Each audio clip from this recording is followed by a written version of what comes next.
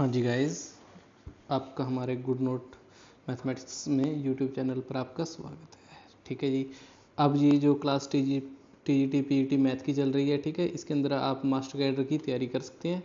ठीक है, master cadre की जो पंजाब में होने वाला एग्ज़ाम है, तो आप उसकी तैयारी यहाँ पे कर सकते हैं।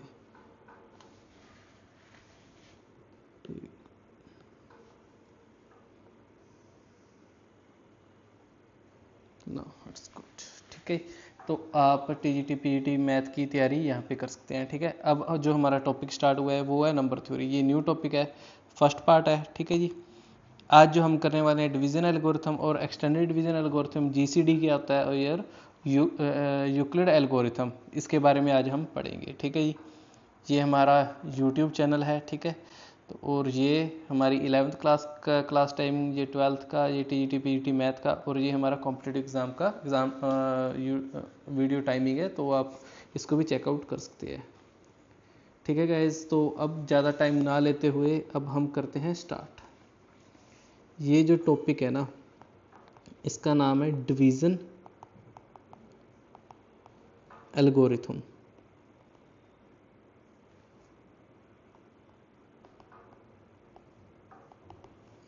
ठीक है, अब ये डिवीज़न एल्गोरिथम असल में है क्या? देखो, पहले ना मैं आपको सारा कुछ वो बना के दिखाता हूँ। डिवीज़न एल्गोरिथम असल में है क्या? देखो, जो हमें पता है, हमें पता क्या है, हम किसी नंबर को डिवाइड करते हैं। जैसे मैं डिवाइड कर रहा हूँ 7 को 2 से, 3 पे गया 6, ये 1 बच गया। ठीक है, इस नंबर को हम क्या कहेंगे? ठीक है, जो ये 7 है इसको हम कहेंगे डिविडेंड।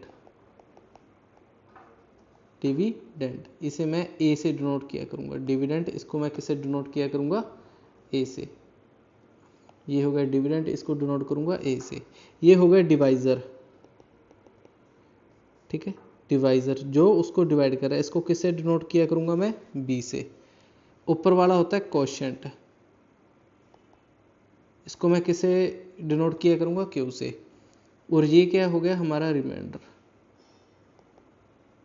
ठीक है, इसको किससे डिनोट किया करेंगे? आर से। यानी इसको मैं ऐसे लिख सकता हूँ, इसको मैं ऐसे लिख सकता हूँ, जैसे ये हो जाएगा ए बी क्यू और ये आर। किसी को यहाँ तक कोई दिक्कत? ठीक है, हमने सिर्फ नाम ही दिए और हमारे पास ये रिलेशन होता है कि a is equal to B Q plus r. ठीक है जी, हमारे पास रिलेशन क्या होता है? A equal to B Q plus r. कैसे होता है? जैसे मैं इस 7 को ऐसे लिख सकता हूँ ना, 2 इंटू 3 प्लस 1, 7 इक्वल टू 7। ठीक है जी, देखो इन दोनों को मल्टीप्लाई किया 6, इसके अंदर क्या जोड़ दिया? ये रिमाइंडर। वैसे ही a equal to B Q plus r होता है। इसी को ही हम क्या कहते हैं? Division algorithm. ठीक है, कैसे? अब आप देखिए, इसकी अगर मैं डेफिनेशन लिखूं, आपको थोड़ी सी डेफिनेशन बता देता हूँ। ठीक है, A and B belongs to Z. ठीक है, यानी इंटीजर्स है, and B greater than 0, B 0 से बड़ा होना चाहिए। ठीक है, then there exist unique Q एक यूनिक ऐसा एग्जिस्ट करेगा, and R in Z such that A equal to P Q plus R, ये बनेगा। ठीक है जी, और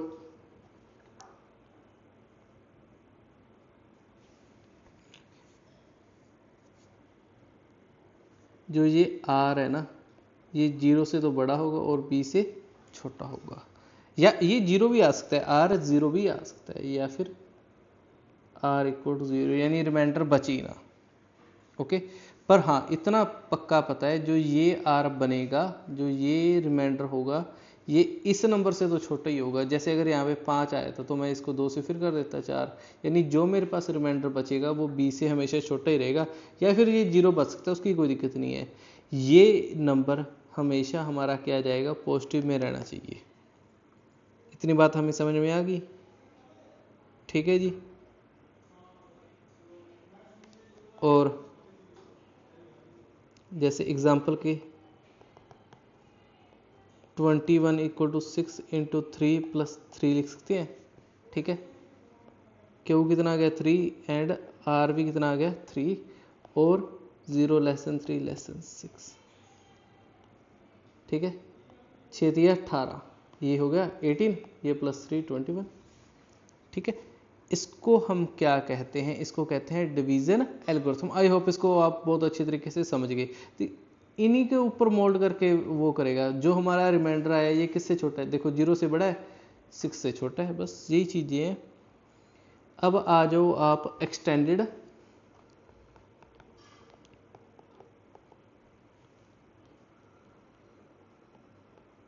डिवीजन एल्गोरिथम पर। Extended division algorithm, extended division algorithm होता क्या है, देखो इसके अंदर वो सारी चीज सेम ही है। A belongs to Z, B belongs to Z, यानी इंटीजर ये बिलोंग तो करेंगे। देन देयर एग्जिस्ट यूनिक, क्या एग्जिस्ट करेगा unique Q and R such that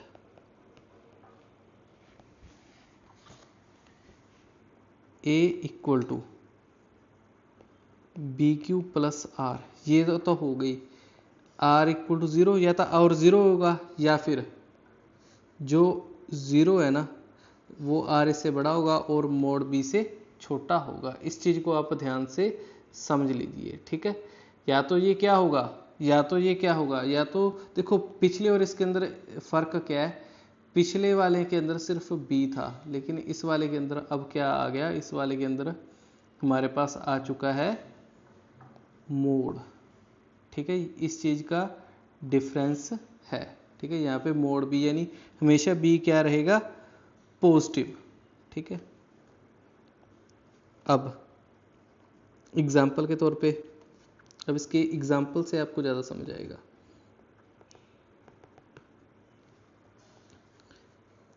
जैसे हमने क्या ले लिया, ए फर्स्ट एग्जाम्पल, इसको मैं ब्लैक से लिख लेता हूँ।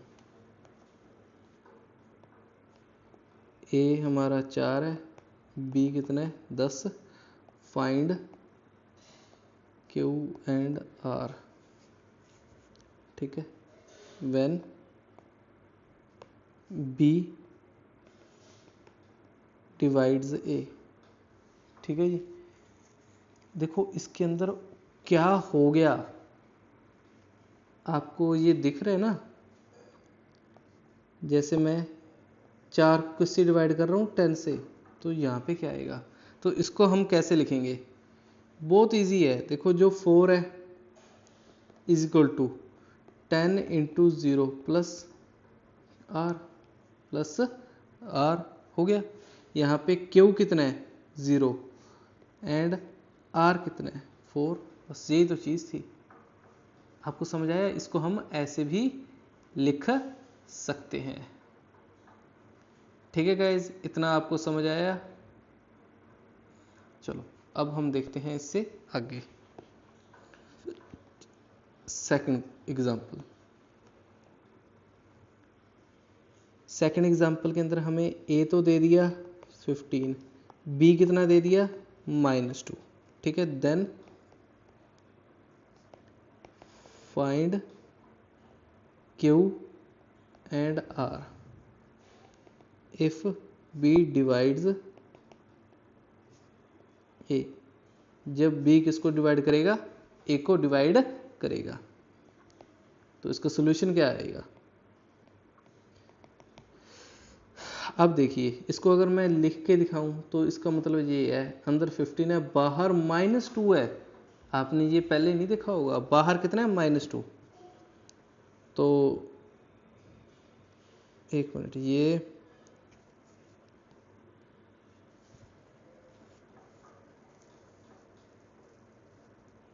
तो इसको हम अब कैसे लिख सकते हैं, तो 15, देखो रिमाइंडर हमेशा क्या आना चाहिए, पॉजिटिव। ये तो हमें रूल पता ही है ना, रिमाइंडर हमेशा क्या आना चाहिए, पॉजिटिव आना चाहिए।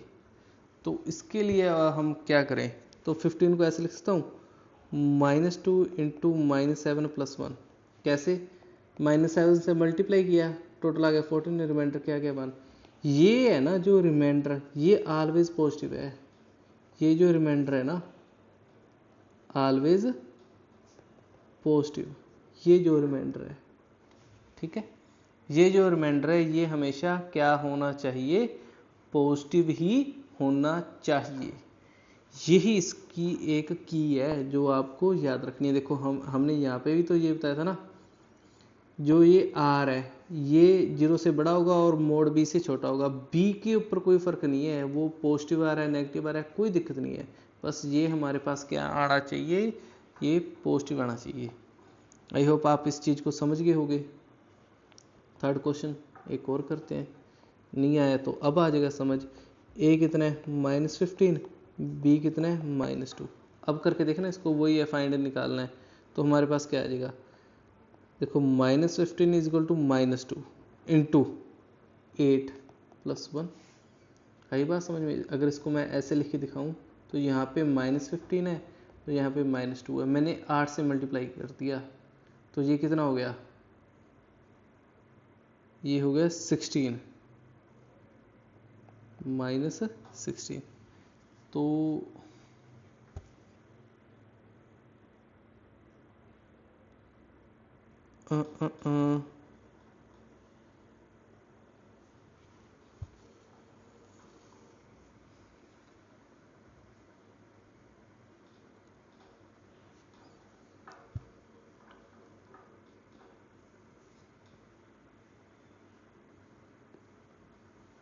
यहाँ पे क्या रह गया, 1, ठीक है जी। यहाँ पे क्या रह गया अब, 1। ये आपको समझ आई, हम साइन चेंज कर देते हैं, ठीक है, माइनस प्लस, यानी ये चीज़ माइनस होनी थी, माइनस माइनस प्लस, यानी यहाँ पे रिमाइंडर क्या बच गया, 1। तो ये हमने यहाँ पे ऐड कर दिया। आई बात समझ में, ठीक है गाइज। अब हम आगे चले, चलो अब आगे देखिए, एक आधा क्वेश्चन और करते हैं। जैसे क्वेश्चन हमारे पास ये आ गया, कितने हो गए, थर्ड हो, 3 हो गए, fourth. The quotient and remainder when -1322 is divided by 65 are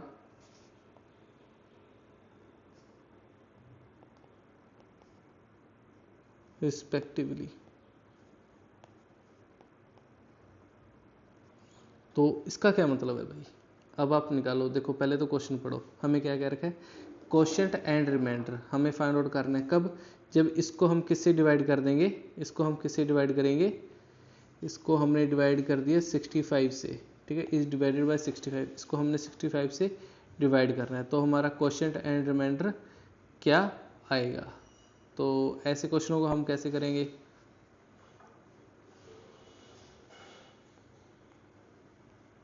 देखिए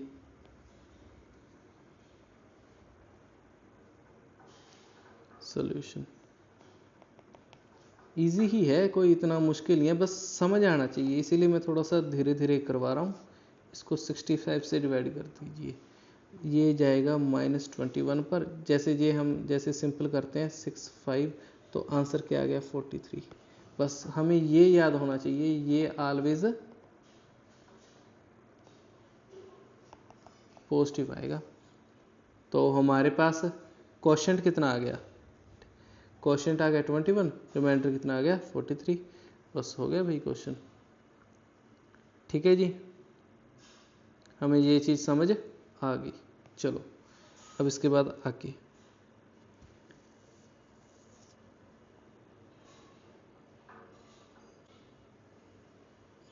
एक चीज़ और देखना, जैसे ये नोट करके लिख लो, ठीक है। नोट के अंदर क्या लिखना है हमने,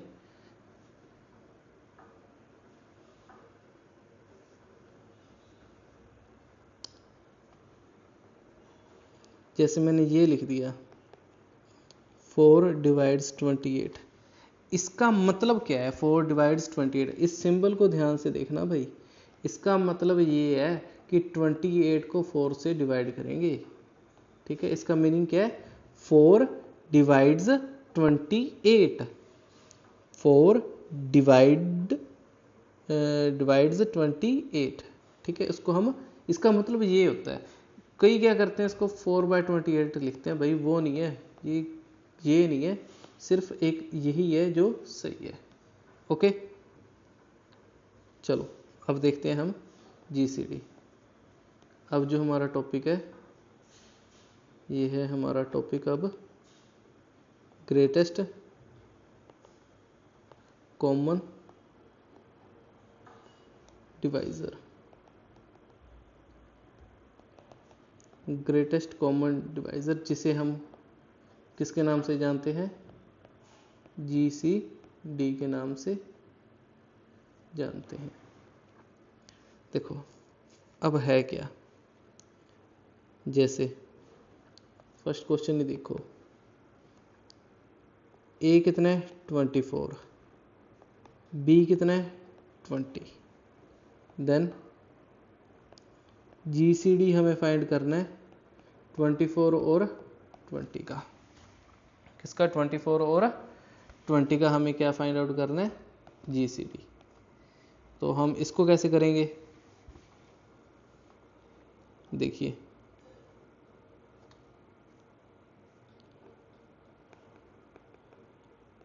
डिवाइजर ऑफ 24, जो 24 को डिवाइड करते हैं कौन कौन से नंबर है, देखो 1 करता है, 2 करता है,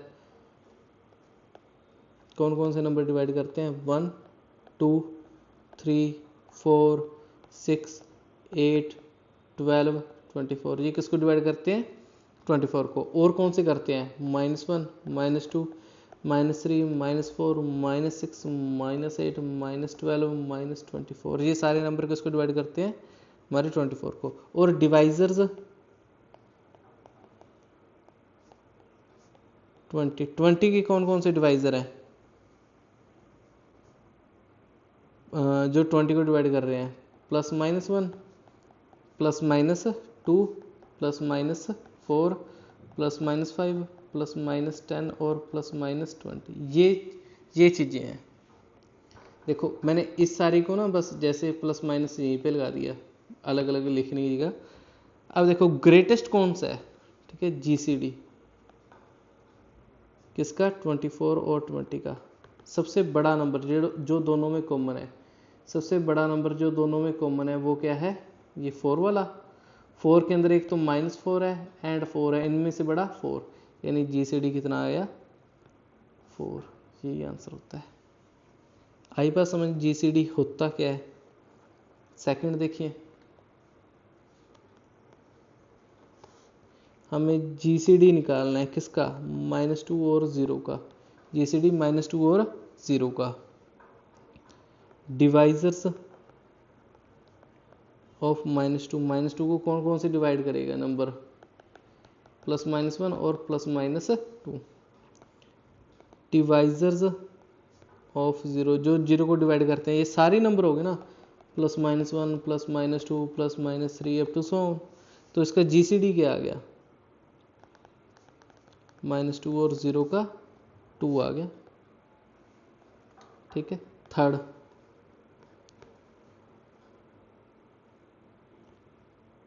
if a = 0 and b = 0 then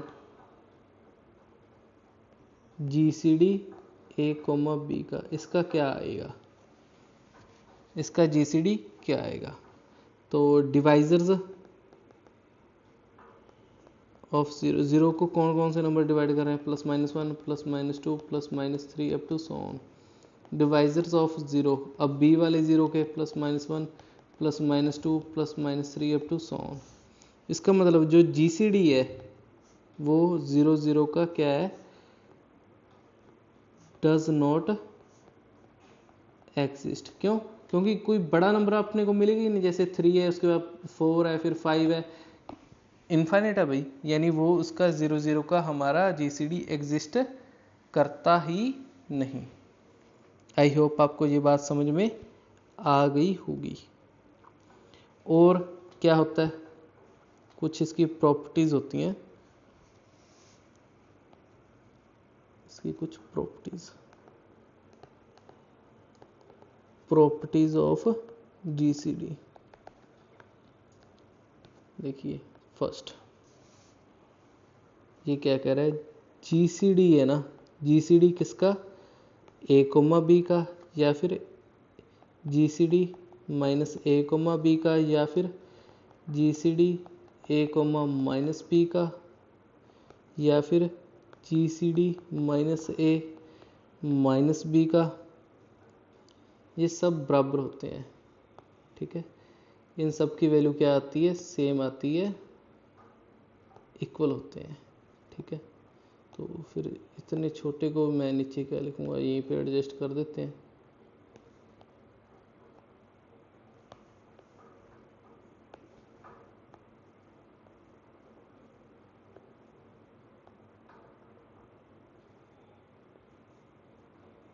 ये लो भाई, GCD यार, रहने दो यार।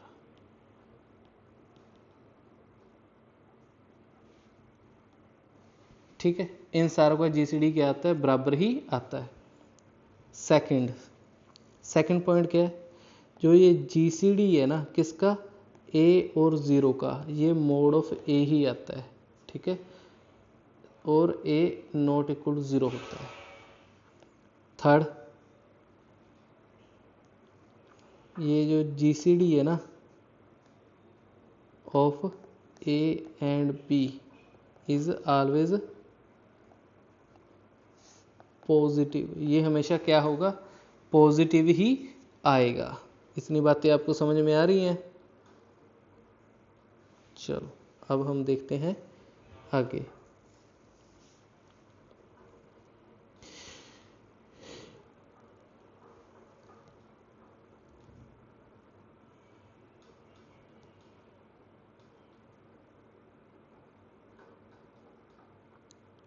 अब आ गए Euclid algorithm.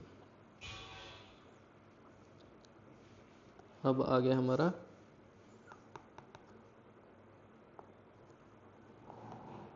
Euclidean algorithm.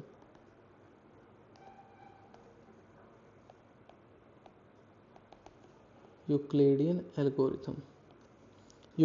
Algorithm के अंदर हमारे पास क्या आ गया, देखिए इसको ध्यान से देखना है, क्योंकि इसके अंदर बहुत इंपॉर्टेंट क्वेश्चन आते होते हैं। जैसे late A greater than 0, B greater than 0, then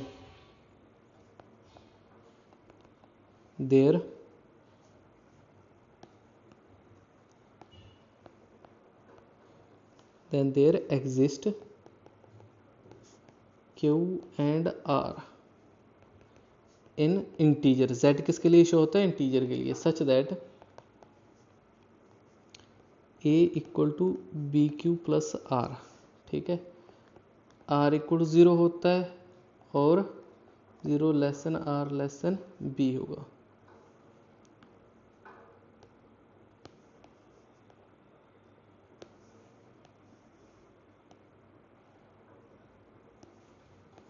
okay, ये आपको समझ आ गया। If R is not equal to 0, then there exist Q1 and R1 in Z such that, वो इस तरह होंगे, B is equal to R Q1 plus R1 और R1 equal to 0, या फिर क्या होगा, इसको ये मुझे ना इस साइड ही लेके आना पड़ेगा, या फिर क्या होगा, और 0 less than R1 less than R। ठीक है जी। उसके बाद फिर से if R1 not equal to 0 then there exist Q2 and R2 in Z। Q2 and R, then there exist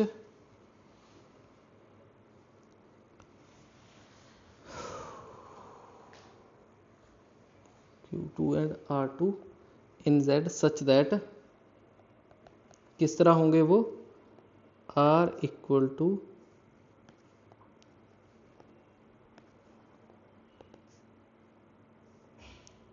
R1 Q2 plus R2 और यहाँ पे R2 इक्वल टू 0 या फिर हमारा 0 less then R2 less than R।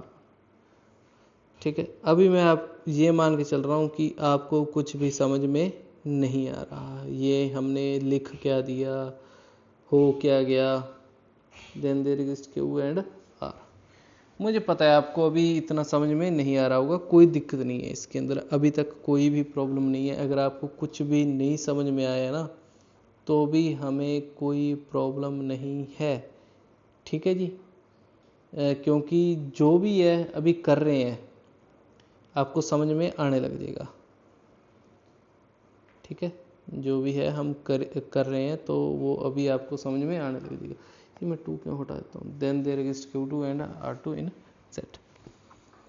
तो ये ऐसी ऐसी चलता चलता, ठीक है, ये ऐसे आगे if R2 not equal to 0 तब क्या होगा, तब हम क्या लिखेंगे, R1 equal to R2 Q3 plus R3 और ये R3 0 होगा या फिर 0 less then R3 less than R2। और इसके बाद ऐसे ही ये चलता चलता क्या हो जाएगा, R of n-1 equal to,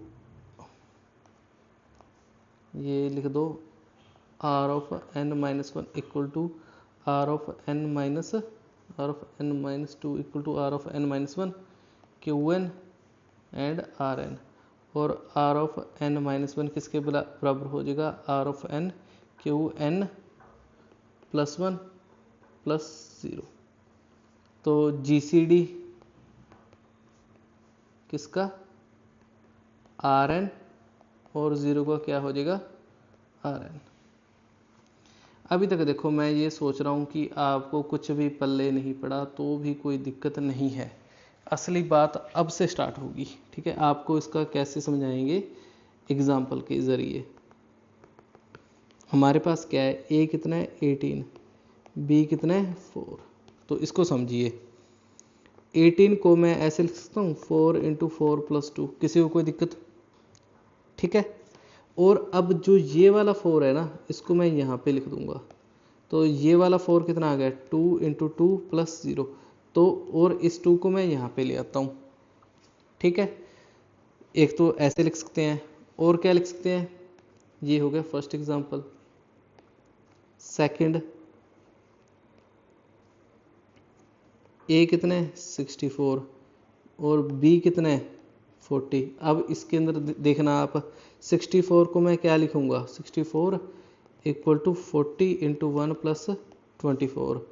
और अब उसके बाद 40 इधर आ जाएगा, 24 × 1 + 16। ये चीज़ें याद रखना। अब ये वाला 24 यहाँ पे आ गया, ये वाला यहाँ पे आ गया। उसके बाद 24 इक्वल टू 16 × 1 + 8।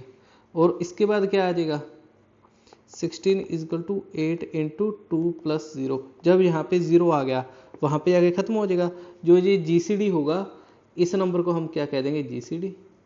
ठीक है, तो हमारा जो ये GCD होगा वो कितना आ जाएगा, 8। यही हमारा आंसर है। इसके अंदर GCD कितना हो जाएगा, 2। ये वाला 2 हमारा GCD। यहाँ पे 0 बन गया तो उसके ऊपर वाला हमारा क्या बन जाता है, GCD। यही है इस क्वेश्चन के अंदर जो मैंने आपको ये सारा लिखवाया है। ये क्या कह रहा है ये होता है हमारा, अब कहता अगर ये चीज़ है, ठीक है, R B से छोटा है तो हम क्या लिखेंगे, इस B को लिख दिया है यहाँ पे, ठीक है, इस R को लिख दिया है यहाँ पे, Q1 एंड R1 एक और एग्जिस्ट करेंगे, उसके बाद R आ गया यहाँ पे और R1 आ गया यहाँ पे, ये R2 आ गया, फिर उसके बाद R1 आ गया इधर, R2 आ गया इधर, Q एंड R3 आ गया, ये R3 है, ठीक है, अप टू सोन ये चलता चलता हमारे पास हो गया। इसी को तो हम GCD कहते हैं। आई बात समझ, ठीक है। और देखिए इसकी ना कुछ प्रॉपर्टीज हैं तो वो आपको जरूर पता होनी चाहिए।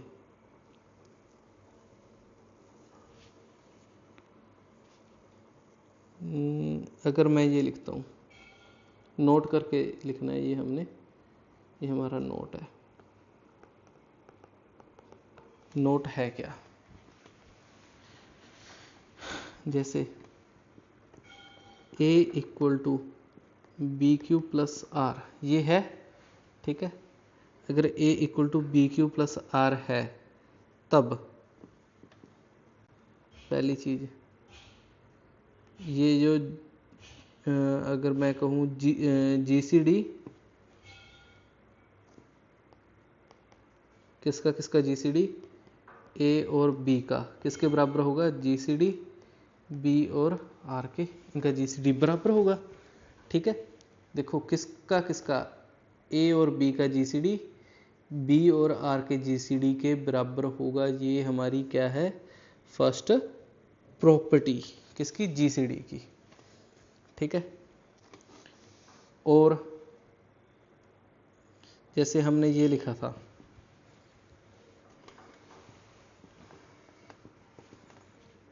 मैं एक क्वेश्चन को रिपीट कर रहा हूँ, A कितना था 64, B कितना था 40, तो इसको हमने कैसे कैसे लिखा था, 64 इक्वल टू 40 इंटू 1 प्लस 24, 40 को क्या लिखा था 24 इंटू 1 प्लस 16, और यहाँ पे 24 को क्या लिखा था 16 इंटू 1 प्लस 8, और 16 is equal to 8 into 2 plus 0, ऐसे था। अगर ना इस चीज़ को मैं एग्जाम्पल से ही आपको यहाँ पे करवा रहा हूँ, ठीक है। अगर यहाँ पे ध्यान से देखना,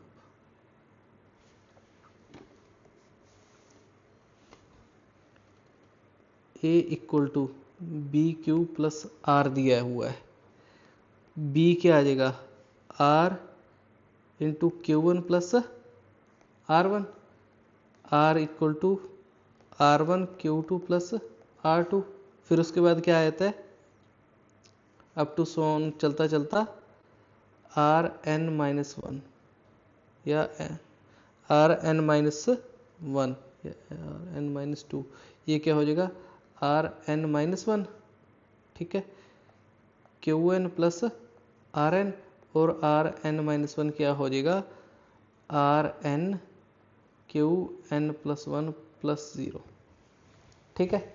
तो अब इसके अंदर अगर आप देखें, इसका और इसका GCD बराबर, इसका और इसका GCD बराबर, इसका और इसका GCD, इसका और इसका GCD सब क्या होते हैं, बराबर ही होते हैं। तो इसका मतलब ये है कि अगर मैं लिखूँ ना GCD, अगर मैं लिखूँ GCD किसका 64 और 40 का, GCD 40 और 24 का, GCD 24 और 16 का, या फिर GCD 16 और 8 का, या फिर GCD 8 और 0 का बराबर ही होगा, वो होगा 8।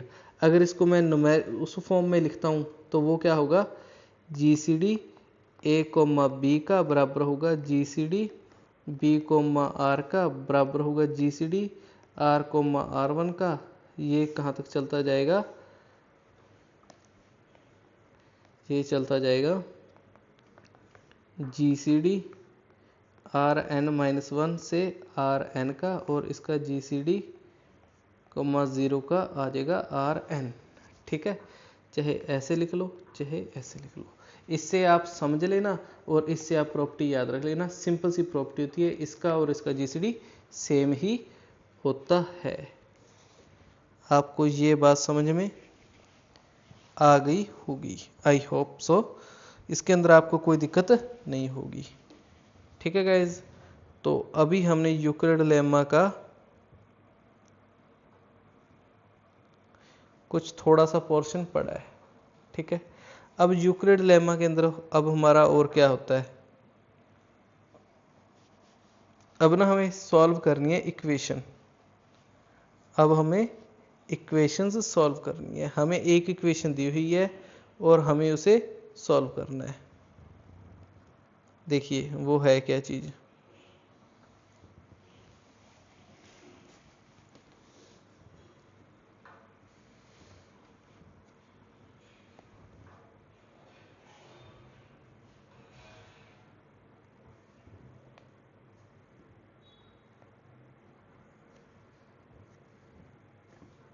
हमें ये दे दिया 2x + 3y = 1। ठीक है, then find x and y। एक ही इक्वेशन दे रखी है और इसके अंदर हमें x और y को फाइंड आउट करने के लिए कह दिया गया है। तो ना हम इसको यूक्लिड लेम्मा से कर सकते हैं। तो हम इसको कैसे कर सकते हैं, यहाँ पे जो सबसे बड़ा नंबर है वो 3, b कितना आ गया 2 आ गया। देन मैं 3 को ऐसे लिख सकता हूँ 2 × 1 + 1 और 2 को 1 × 2 + 0। इसका मतलब देखो, अब इसको ना बैक साइड ऊपर वाली साइड लेके जाना है। तो इसका मतलब इसका जीसीडी कितना आ गया, जीसीडी 3,2 का, जीसीडी 3,2 का क्या आ जाएगा 1। ठीक है जी, ये हमारा जीसीडी निकल गया। अब इसको बैक साइड, इसको यहाँ पे, बाकी को उस साइड माइनस, यानी ये हो जाएगा 1 = 3 - 2 × 1। किसी को दिक्कत है इसी के अंदर, इसको ऐसे लिख सकता हूँ 1 = 3 + 2 × -1। तो इसका मतलब ये हो गया, अगर मैं किसको किसको कंपेयर करूं, इसको मैंने इक्वेशन दे दिया नाम फर्स्ट और इसको दे दिया मैंने second.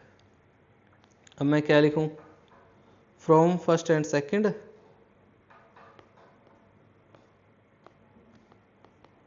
We get x = -1 and y = 1।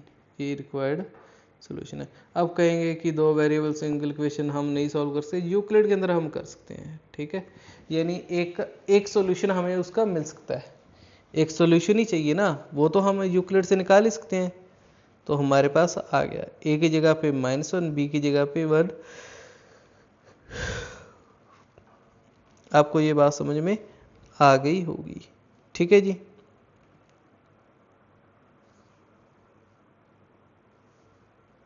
अब देखिए आगे, देखो अब ये क्या कह रहा है,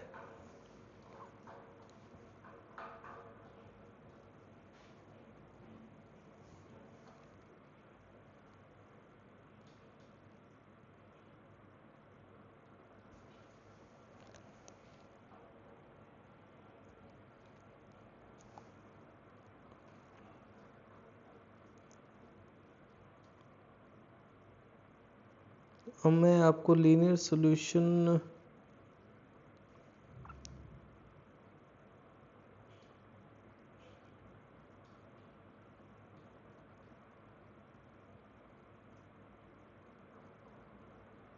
और देखिए इसके अंदर अब हम और क्या क्या कर सकते हैं। ठीक है जी, और हमारे पास क्या आ गया,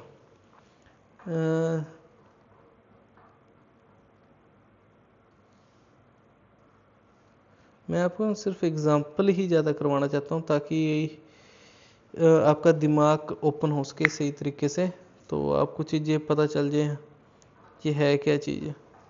ठीक है, तो इसके अंदर आप देखिए,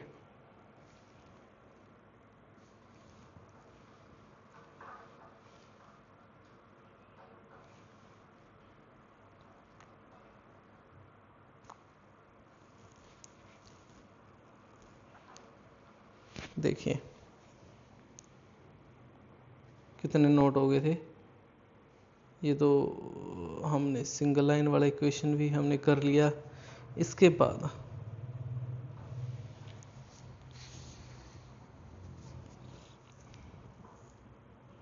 कुछ और पॉइंट ध्यान से देखिए। हमें कह दिया if A divides c and b divide c, यानी जब ए भी सी को डिवाइड कर रहा है और बी भी सी को डिवाइड कर रहा है विद जीसीडी है किसके अंदर, ए और बी के अंदर 1 है, तो इसका मतलब ये होगा कि ए डॉट बी भी सी को डिवाइड करेंगे। ठीक है, ए डॉट बी भी यानी उनके मल्टीप्लाई भी किसको डिवाइड करेगी, सी को डिवाइड करेगी ही करेगी। इसका आपको प्रूफ करने की जरूरत नहीं है। ठीक है, इसका हमें प्रूफ करने की जरूरत नहीं है, बस इसका एग्जाम्पल देख लीजिए। जैसे 2 divides 12 and 3 divides 12 with GCD किसका 2 और 3 का कितना आ रहा है 1, तो इसका मतलब क्या है 2 इंटू 3 भी 12 को डिवाइड करेगा, 6 भी किसको डिवाइड करेगा 12 को, तो ये तो होता ही है। आपको बात समझ में आ गई। अगला प्रॉपर्टी हमारे पास क्या है, if A divides B C and GCD किसका ए और बी का कितना है 1, देन ए डिवाइड्स सी, तो ए सी को भी डिवाइड करेगी। एग्जाम्पल,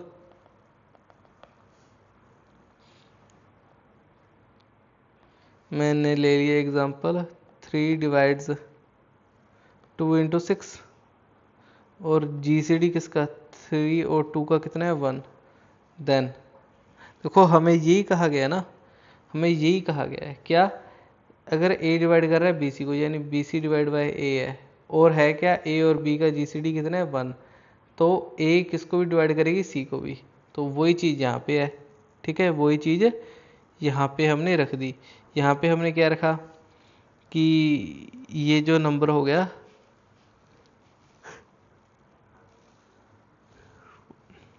3 डिवाइड्स 2 इंटू 6, तो जीसीडी 2 और 3 का, जीसीडी 2 3 का कितना है 1, देन जो हमारा 3 है वो डिवाइड करेगा 6 को, देखो ए बी सी को, और ए और बी के अंदर जीसीडी 1 है तो ए सी को भी करेगा। इसके भी वो है अगर ए डिवाइड्स बी सी यानी दोनों को डिवाइड कर रहा है, देन जीसीडी ए कोमा बी इक्वल 1, ए कोमा बी यानी 3,2 का जीसीडी कितना हो गया 1 हो गया, तो इसका मतलब 3 6 को भी डिवाइड करेगा ही करेगा।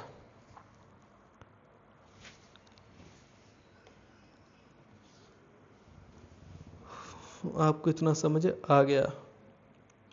ठीक है, अभी मैं आपको उस लेवल के ऊपर नहीं लेके जाता कि आपका दिमाग ख़राब हो जाए, तो थोड़ी सी टफ इसीलिए होती है क्योंकि थोड़े से नोट्स अच्छे बनाने पड़ते हैं। हाँ, इसके अंदर आपका सारा कुछ ही आ जाएगा। नोट करके एक चीज़ बात और लिख लीजिए।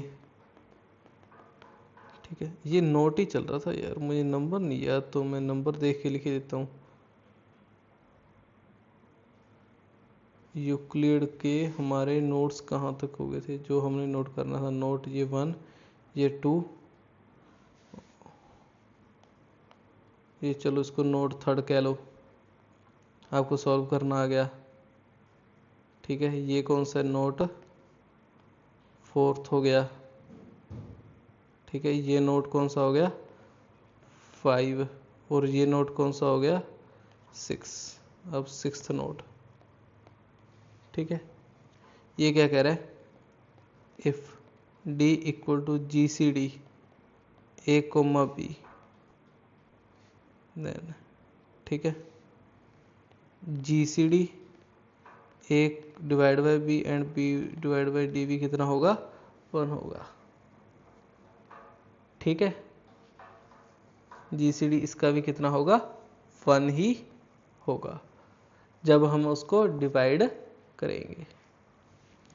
तो आई होप सो आपको ये बातें समझ आ गई होंगी।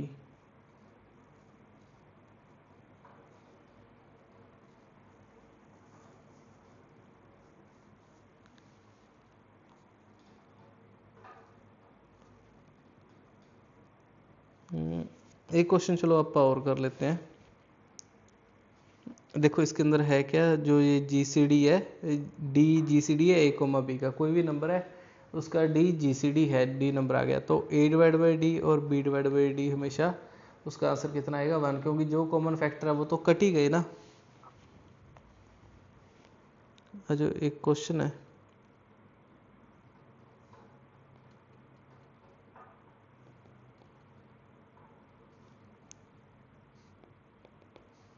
फाइंड सोल्यूशन ऑफ, किसका सोल्यूशन, 25x + 5 = 10। ऐसे लिख सकता हूँ मैं 25 = 5 × 5 + 0, तो ये तो पहले में ही ख़त्म हो गया। तो अभी इससे तो लेकिन मुझे कोई भी वैल्यू नहीं पता चलेगी, तो इसीलिए मैं इसको कैसे लिख लेता हूँ 25 = 5 × 4 + 5। तो अब इस 5 को मैं क्या लिख सकता हूँ 25 - 5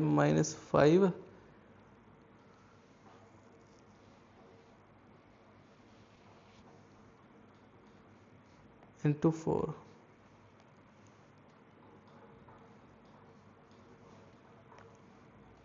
तो इसको 5 को कैसे लिख सकता हूँ 25 - 5 × 4, ठीक है। इसको ले कैसे लिख सकता हूँ 25 + 5 × -4, ठीक है। अब ये 5 × 2 = ये हो जाएगा 25 × 2 + -20 × 2, ये हो जाएगा 10 = 50। ये हो जाएगा हमारे पास प्लस ये 5 को से अगर मैं ना मल्टीप्लाई करूं, अगर मैं 5 से ना मल्टीप्लाई करूं तो ये हो जाएगा 5 × -8, ठीक है, 5 × -8।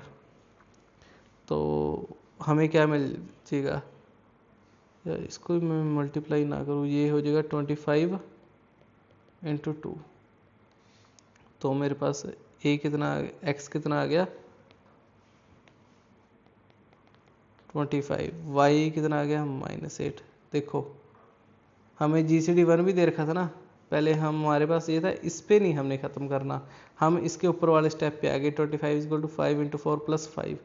तो ये वाला 5 मेरे पास इसके इक्वल आ गया, तो वो इसके इक्वल आ गया, तो सारा प्लस में है, तो a कितना हो गया हमारे पास। अब इसको 2 से मल्टीप्लाई कर दिया, क्यों, क्योंकि हमें निकालना था 10 का, ठीक है, टोटल 10 होना चाहिए, तो इसको 2 से उसको 2 से हमारे पास ये रकम बन गई। तो इसी से हमने ये वाला सॉल्यूशन लिख लिया। बस यही है सारा कुछ जो हमें अब करना था। So thank you so much guys. Now please subscribe our channel and share with your friends if you want more and more informative videos on this channel, and thank you so much guys, thank you।